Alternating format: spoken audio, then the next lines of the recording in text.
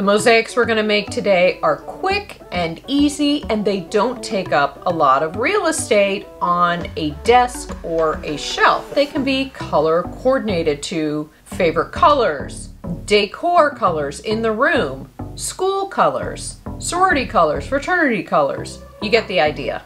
And of course, you don't have to be going away to school in order to make the accessories that we're going to create today. Kind of had an idea of what tesserae I wanted because I didn't want any tools to be needed for these projects because I want them to be all ages, but also just easy to do. Let's get to it. Welcome back. And if you're new here, my name is Julie. And on this channel, we talk about tips, tricks, tools, adhesives, materials, and specific mosaic projects, all to shorten your learning curve when it comes to creating mosaic art. So if that sounds like something you'd be interested in, please consider subscribing. It's an exciting time of year. You're getting ready to go off to college, or maybe you have a loved one or friend who is getting ready to leave soon. You want to send them off with something special, some sort of mosaic to help them feel a little more comfy in their new space. I remember how excited I was when I got my acceptance letter to college. I would be going away to school, which was 9 hours away from home, but also it was going to be the first time that I would live away from home, and this allowed me to put a bit of my personality into my new space, and I am all about home decor and accessories. This is a subject I love.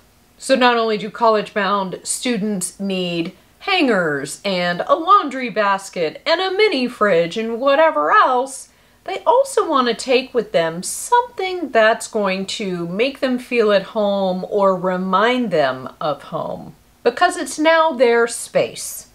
So why not send them off with some mosaic accessories for their dorm or their new apartment? The mosaics we're going to make today are quick and easy, and they don't take up a lot of real estate on a desk or a shelf, if you know what I mean. And the really nice part about these mosaics is that they can be color coordinated to favorite colors, decor colors in the room, school colors, sorority colors, fraternity colors. You get the idea. And of course, you don't have to be going away to school in order to make the accessories that we're going to create today. They're perfect for your office desk or your work from home desk. How great is that? And the beauty of them is that they're fun projects for all ages to make. So in today's video, I'll share 3 quick mosaic desk accessories you can create in a few hours total. We've got a lot to cover, so let's get started. And before we get too far into the video, I wanted you to know that there will be a full list of all of the tesserae, substrates, adhesives, and grout that I will be using in today's video. They will be included down below in the description in case you'd like to create some mosaic accessories of your own. Now, you can access this information if you're watching on your desktop computer by clicking more under the video description.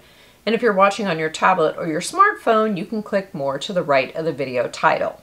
Okay, now that that's out of the way, I scouted out the substrates first before I got into the tesserae. And I kind of had an idea of what tesserae I wanted because I didn't want any tools to be needed for these projects because I want them to be all ages, but also just easy to do. But also, with keeping these substrates in mind, I wanted the grout line to be consistent between all 3 projects. So when I say grout line being consistent, I'm talking about the width. So within each project or each substrate, but then as a total, I wanted everything to look like it was a cohesive group. So let's first talk about the mosaic tesserae. Now, this excites me for reasons you probably wouldn't expect, but a lot of the tesserae arrived all mixed together. So I wanted to sort them first. Could I have made my mosaics without sorting them? Sure. But this isn't my first rodeo, and I wasn't about to miss out on an opportunity to sort mosaic tesserae. Who is team sorting tesserae? Let me know in the comments, because I love a good sorting project. Plus, you'll see later why sorting the tesserae benefited each of the projects. So I went with a multicolor design using vitreous tile in the 3/8 inch size. And when I say multicolor design, I mean 37 gorgeous colors. Who knew there were that many colors in the 3/8 inch size of vitreous glass tile? If you're familiar with these tiles, you may be wondering. And no, I did not use any of the iridescent varieties or the ones with the copper veining. I had enough going on with all of those 37 gorgeous colors that I just wanted to keep the design to the basic solids. I chose to use vitreous glass for the tesserae because it has a beveled edge, which allows me to position the pieces nicely next to each other when tiling along corners, especially. They create this really nice edge, and you'll see what I mean in a minute. And I'll be using a couple different adhesives, and we'll let you know what I'm using with each project and why. Plus, with each project, I'll share other adhesive options which you can use as well.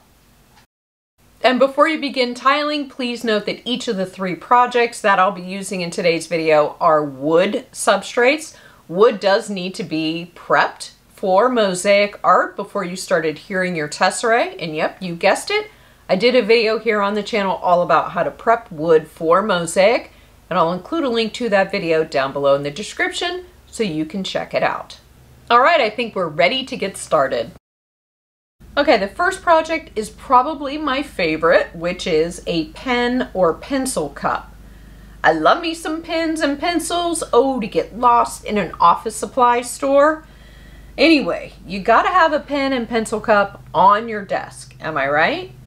So as a reminder, this substrate has been prepped for mosaic since it's made of wood.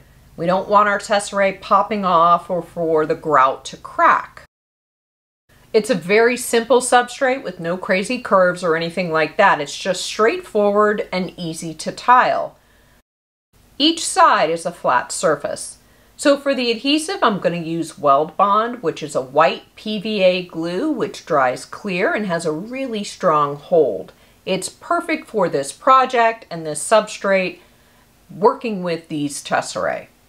So other adhesive options you could use include silicone, epoxy sculpt, or thin set mortar. To get started, I used a wood craft stick to smear on an even coat of the Weld Bond onto the substrate. And then I started choosing my tesserae, and I tried to keep it organized by picking one of each color and going in order on my project trays. I was trying to make things even by using one of each color on the substrate before I repeated. This process worked out really well, but you'll see later in the video that I decided to switch things up a little bit. And so I tiled the tesserae onto the substrate, and I made sure that the grout lines, both horizontally and vertically, were even. And once I established a pattern, I was able to get to work with tiling each side rather quickly. So the trickiest part, besides making sure the grout lines were evenly spaced, was that the tesserae needed to be placed just so along the edges where it met up with the adjacent side.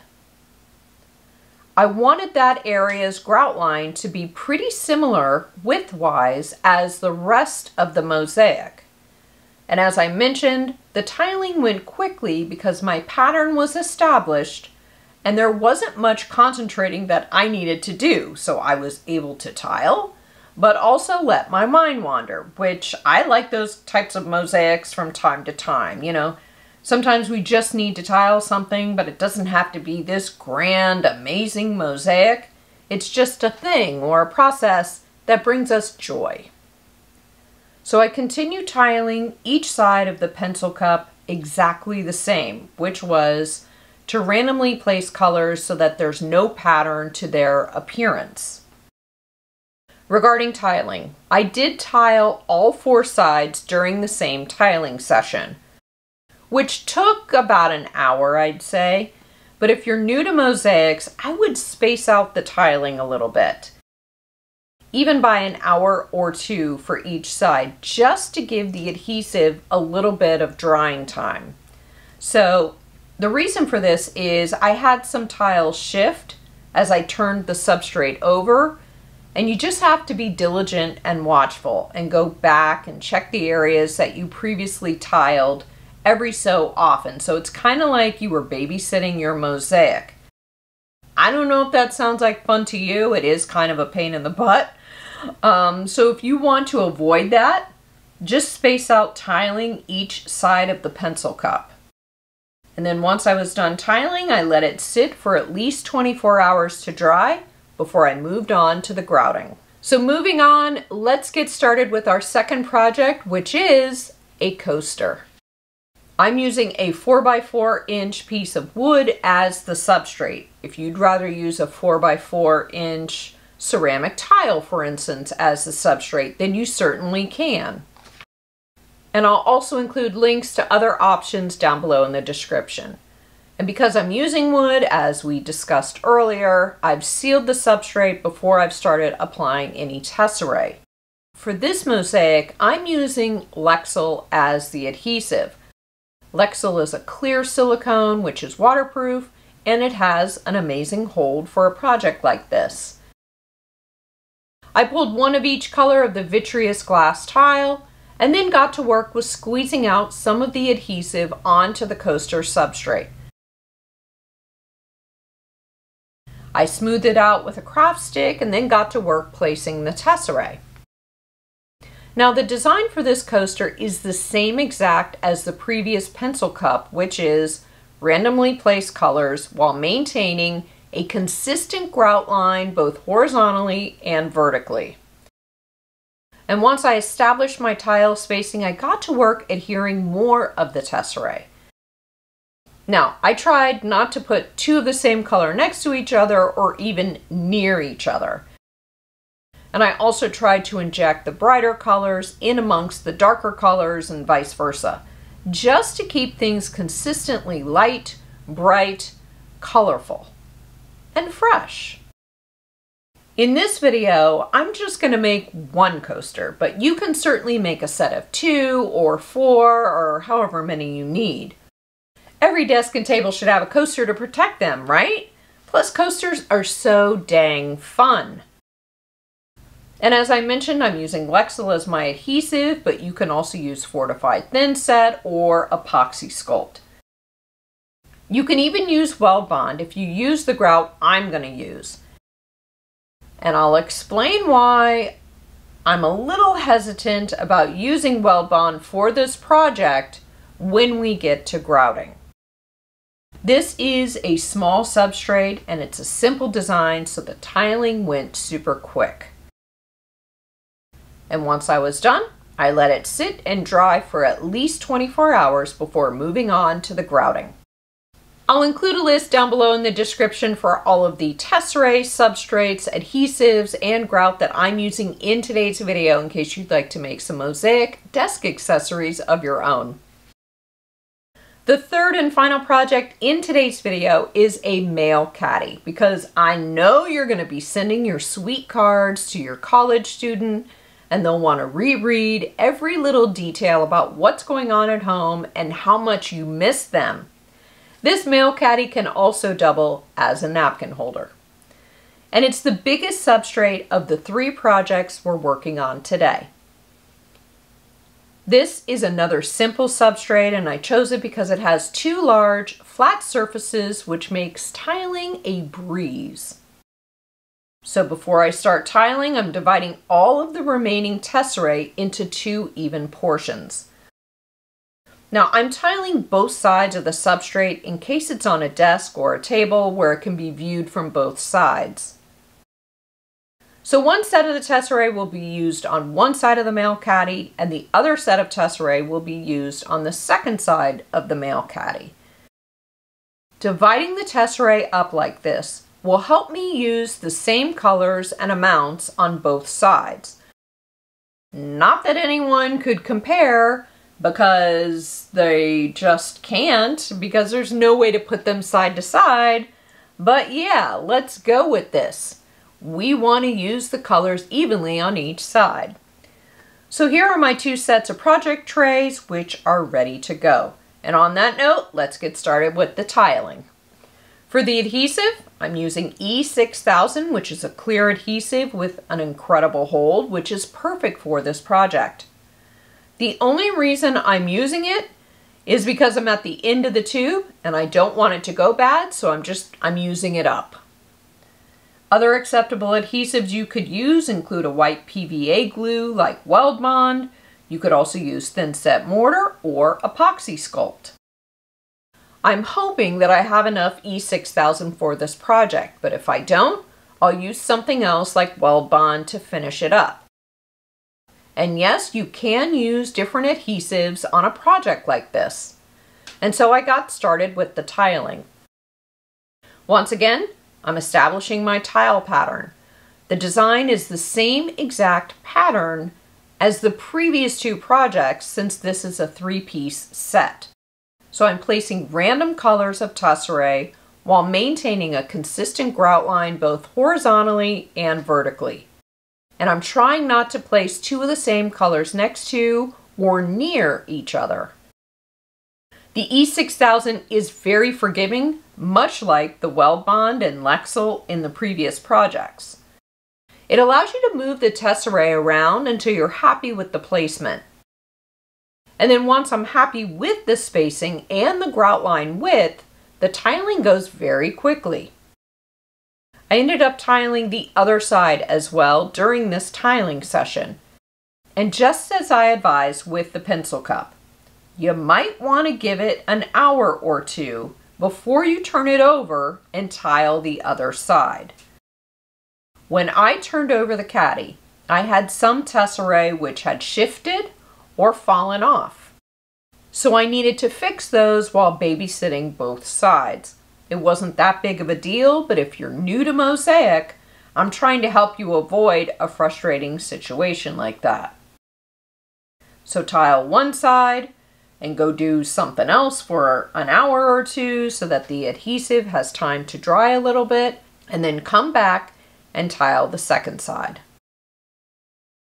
And once I was done tiling, I let the male caddy sit and dry fully for at least 24 hours before moving on to the grouting. We don't just come here and make mosaics, we also come for the tips, right? And I've got a couple quick tips for you regarding some situations that came up during this project.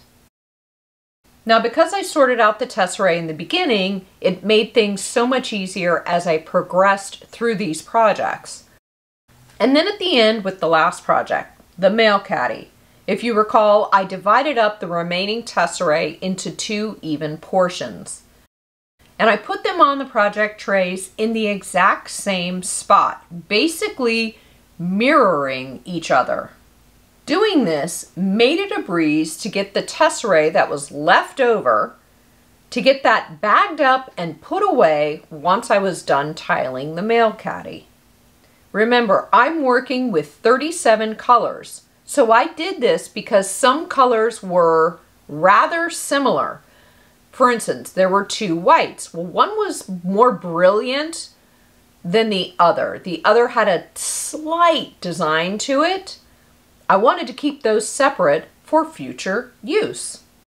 So this helped to make sure that the exact colors were bagged together. And at some point, future Julie will be glad I took the time to do this instead of putting all the whites together, putting all the blues together, putting all the greens together.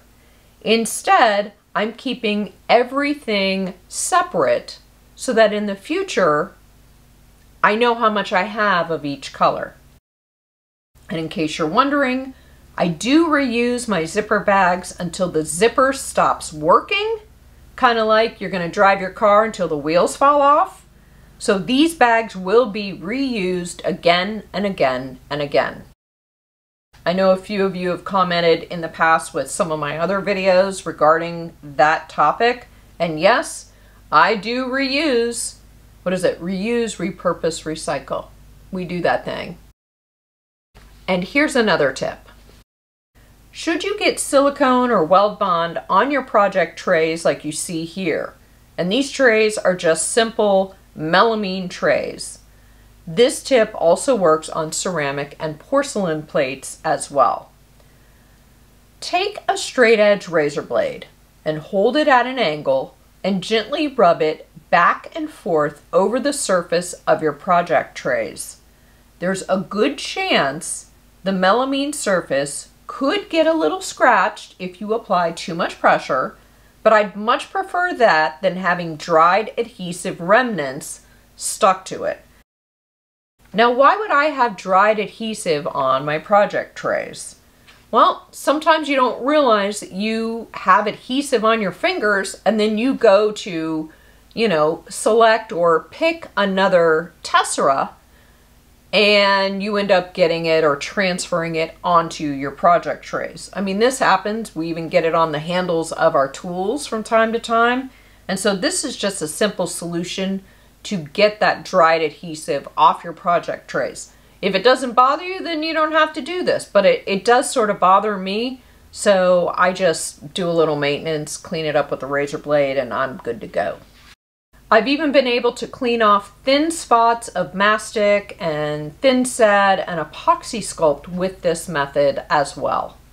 Now that the projects have been sitting here drying and all the tesserae are firmly in place, it's time to grout the projects. I couldn't decide what color grout to use for these 3 projects, and so I pitched it to my social media followers on Instagram, Facebook, YouTube community, and asked them what color did they think I should grout, and that I would grout them with the color that had the most votes. And boy, did you guys chime in. I loved it. Thank you so much for helping me out with this. I asked if you thought I should use black, white, or dark gray, and the overwhelming winner was black, with the most popular reason being black will make the colors pop. Love it! We love popping colors, and I couldn't agree more. There was even a vote for brown or tan to give the pieces a retro 70s feel, and I thought that was fun too. So we're going with black. Let's get started with the grouting, and then I'll explain that I'm not actually using grout on these projects and why that is, and how you could do the same. So I mixed up a batch, and it's been sitting here for about 5 minutes, and we're ready to get started. I'll start by smoothing on a small amount onto the coaster and rub it into the tile surface in a clockwise, counterclockwise motion. So what you're doing here is you're pushing the material into the grout line. So the grout line is that space in between your rows of tesserae. You're keeping things moving around the surface of the mosaic, and you can certainly spoon on more if needed. You also want to make sure that you run your finger along the outside edge where the tesserae meets the substrate. This creates a nice clean line of material. And once everything looks good, I moved on to the male caddy. And I'll do the same exact thing, going in a clockwise, counterclockwise motion, pushing the material into the grout line. Now, as I mentioned, I'm not actually using grout. I know it looks like grout, but it's not grout. It's actually thin set, which is a cement-based adhesive. And let me explain why I'm doing this, or why I'm using this. And it all has to do with the Mosaic coaster. And there could, or most likely will be at some point, a cold drink on that coaster, which will sweat, or a drink could spill onto that coaster. So as a safety precaution, to keep the tesserae adhered and in place without any doubt, I'm using thinset as the quote grout for these projects. It will function and look exactly like grout, but the difference is thinset has an adhesive factor which grout does not. Weld bond is a water-soluble adhesive, which isn't the best when creating something which could very well come in contact with moisture. But by using thinset as the grout, the thinset will not only stick to the tesserae, but it will also stick to the substrate. So think of it as like a 2-for-1.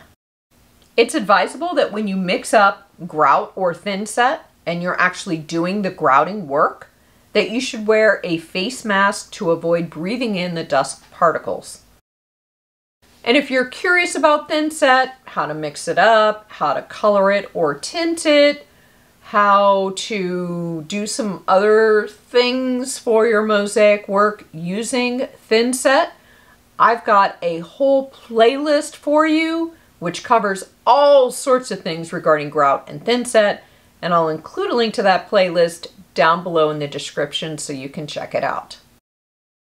Now, speaking of tinting or coloring the thinset, I did tint some gray thinset using black oxide in order to get it black.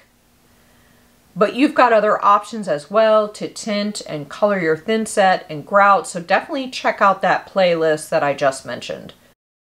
And I've been talking here and saying that when you're grouting the male caddy and the pencil cup, don't forget to run your finger along any exposed tesserae edges to give it a nice finished off look, just like we did with the coaster.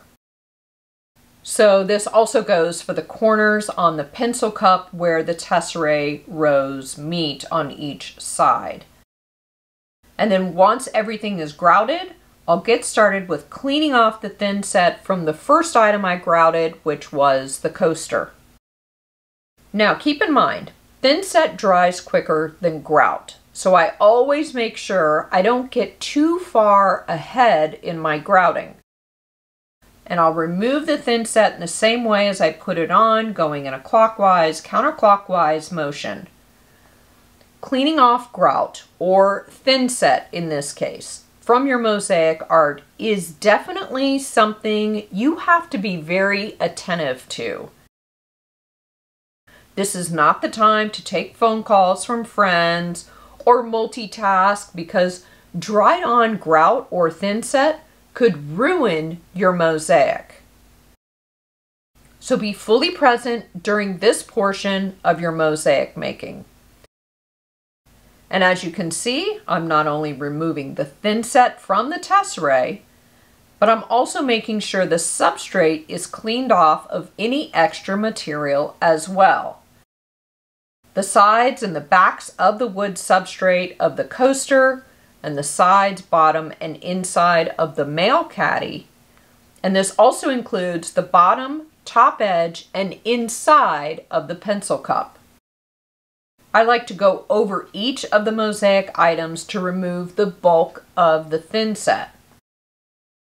Also, if I see any spots in my mosaic which could use more grout, or thinset in this case, then I'll fill them in at this time and let them sit for a few minutes while I move on to another area which needs to be cleaned off. And then I like to go back over the entire surface area of the mosaics again, removing more of the thinset or the grout. This is when the tesserae colors really start to look vibrant. Or, as some of you who voted, this is when the colors pop. And I'll continue to clean off every side or edge of each tesserae until everything is revealed.